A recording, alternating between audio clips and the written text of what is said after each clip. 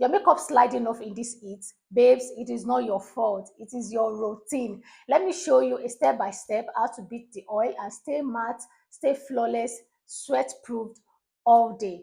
Keep on watching.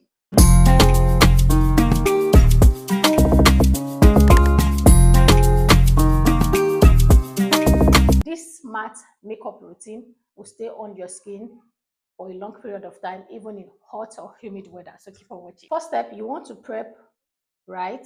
You want to clean and prep right.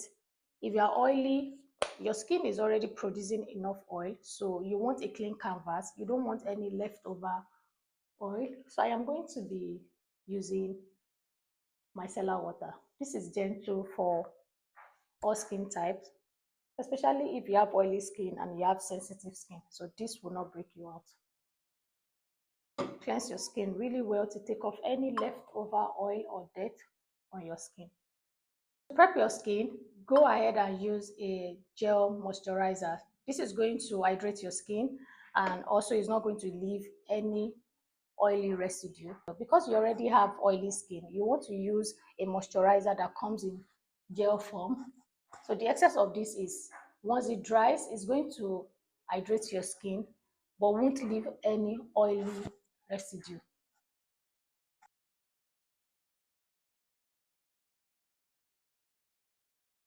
Once your moisturizer settled in, go ahead and use a sunscreen. Because you are wearing a makeup does not mean that your skin is totally covered, because the UVA ray, the harmful one, can still penetrate through your skin. So don't skip out sunscreen. When you're applying a sunscreen, how you know if you're applying enough is use a 2-finger rule. This sunscreen will leave a bit of glowy residue, but it's not something to be worried about. But if you're going to be getting, just make sure you get a sunscreen that is in gel form or something that is for oily skin, so that way you will not necessarily have any glow residue. So now that we have applied the sunscreen, we have applied the moisturizer. For skincare, for the basic skincare that you need to put in place, we are done with that. So now let's go into the actual makeup. First step is to apply a primer. For primer, we are going for a matte look, a total matte look, but you also should apply a primer that will help your foundation to stick well onto your skin. So the essence of this is to grip the foundation onto your skin. This is a gripping primer, and this is an actual matte primer. So this one here is going to help your foundation to stick onto your skin really well. We're not going to be using so much, so this is meant to go all over the skin, but I'm going to put it where I know that I usually do not have problem with my oily skin. So I'm going to apply around here and bring a little bit to the inner part. I'm going to tap. So while this is settling into my skin, I'm going into POND primer. This is a matte primer. So what we are going to be doing with this is to apply it on the areas where we have issue with our oily skin. So you tap, don't rub.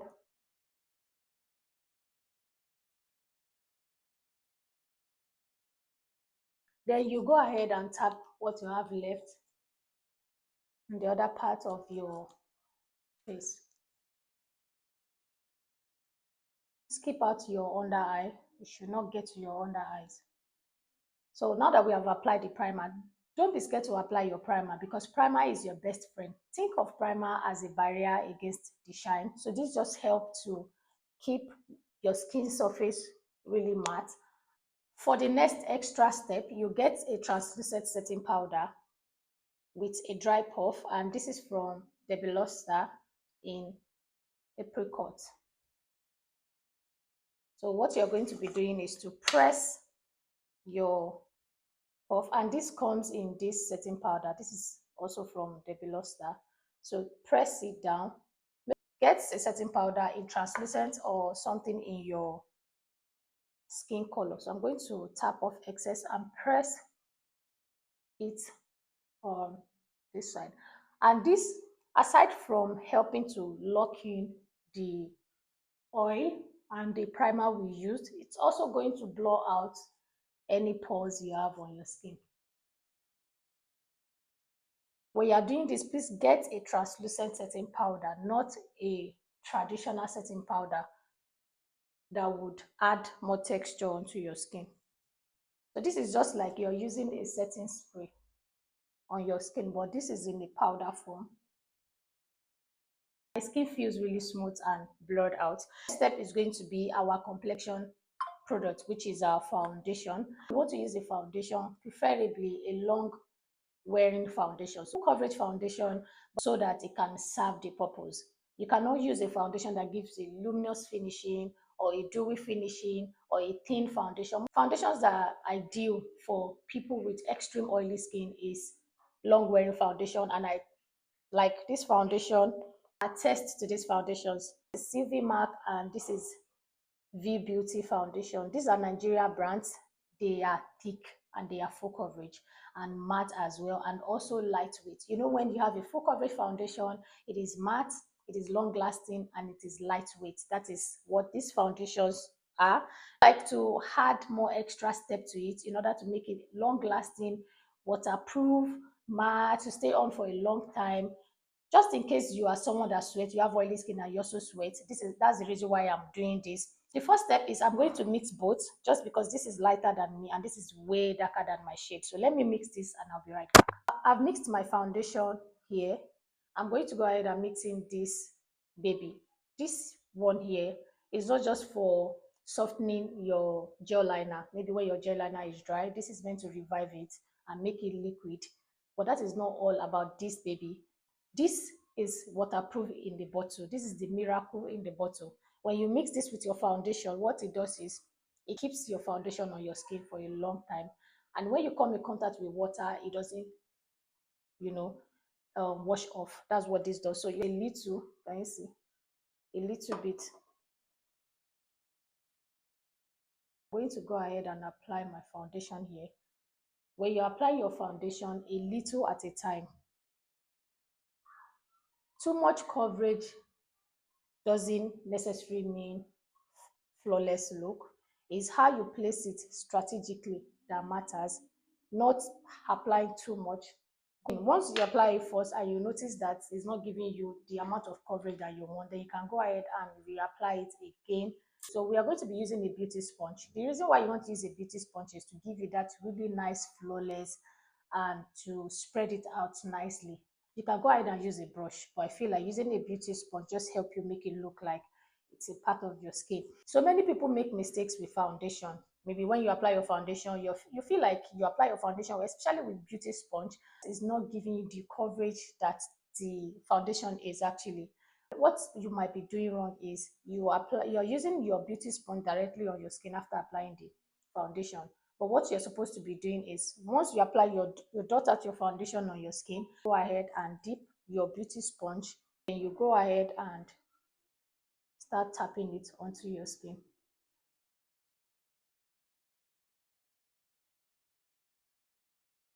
So guys, this is what I have from the application. My skin feels dry and it feels breathable. But for the purpose of those that have like concerns on their skin. So if you have blemishes on your skin and after you apply your foundation, you can still see some blemishes peeking through. So the size of the blemishes depends on the size of brush you're going to be using. So if it's just like a small dot, like a small pimple, so you take a brush like this, tap into a foundation or a concealer and just go to that area to cover like so. If you have anything to cover, or if it's a large area, use a brush like this to apply it.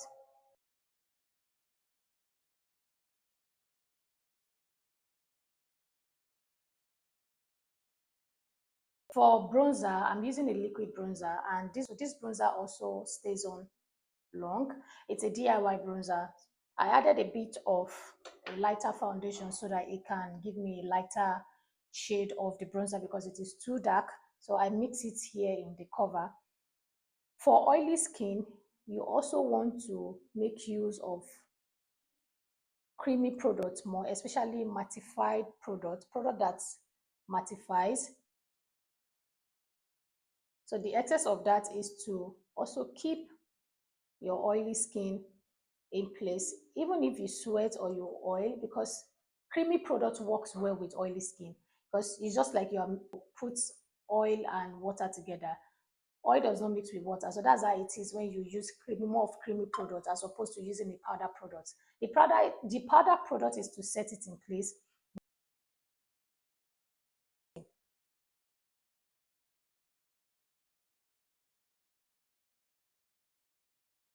I know you are scared to use creamy products, and when I mean creamy product, it's just in their formulation. It doesn't necessarily mean that the product is oily. When I say creamy product, I'm going to go ahead and apply a concealer under my eyes. This concealer is a matte product. I'll put it at the back of my hand. So instead of taking it directly under my eyes, I will use a beauty sponge to pick it up.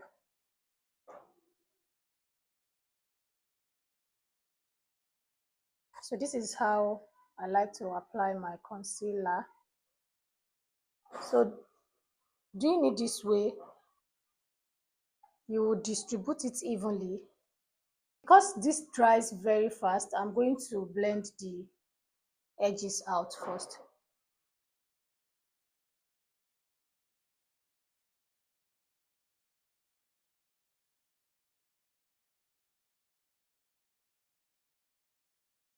For my forehead, I'm not going to leave it to build. I'll just go ahead and blend it out immediately.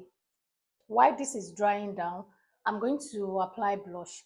I know I said you want to use product that are matte, but for blush, you don't use a matte product. You want to balance your look by using mostly matte products, and also you want to have some form of glow by the side of your face. That will balance your whole look. I'm going to be picking a shade from this palette. I'll place it here. I'm going to, just like I did with the beauty sponge, I'm also going to do the same thing with my concealer. So I'm running the brush into the concealer so that when I blend my under eyes, it's not going to pick up from what I have on my under eye. I don't want to use a beauty sponge because the beauty sponge will take out from the coverage. So that's why I'm using a brush. I'm blending around the blush to make it flawless and blend it into my concealer. I'm not bringing it into my under eyes. To set my under eyes, I'm going to be using a setting powder. This is from UJV. The beauty sponge first, and I'll pick a good amount of the setting powder. I'll take out excess here, just so I'm rubbing it in my palm, and I'll press that here.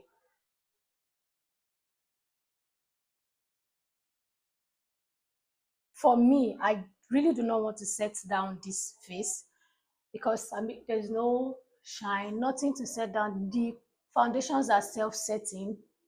Look at my face, they are self-setting. But for the purpose of those of you that would like to set, I'm going to be using a large brush.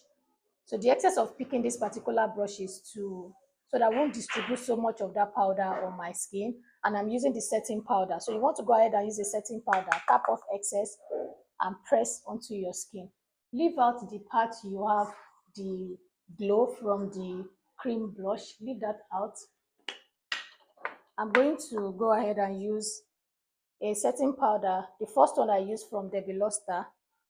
I'm going to rub it at the back of my hand and place it on the areas that I would like to bake. So this baking is not the traditional baking. I'm putting it lightly so that it will be easy for me to dust off, and I'm using a setting powder in my skin tone.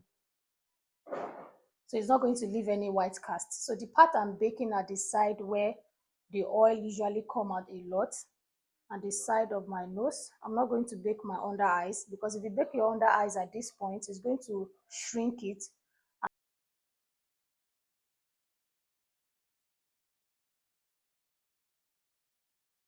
So once you give this a bit of time, you're going to dust it off. So I'm going to take that time to do my brows and I'll be right back.